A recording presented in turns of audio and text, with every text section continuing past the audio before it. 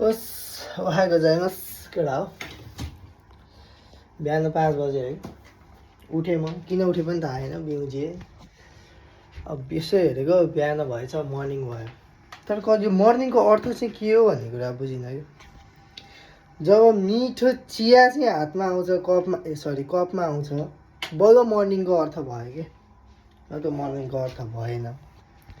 त्यही भएर चाहिँ बिहान 5 बजे 4 बजे 3 बजे जतिखेर सुकै बिउजेस् मान्छे बिउजेपछि चिया चाहिँ हुनु पऱ्यो कि म चाहिँ लाग्यो है चिया पकाउन लाग्यो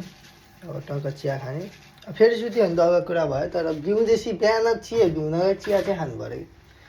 चिया खाएपछि बल्ल बिहान सुरु हुन्छ है नत्र हुँदैन चिया कफी बिनाको बिहान के बिहान भन्ने कि जाडो छ यार रुम भित्र यस्तो जाडो छ बाहिर कस्तो होला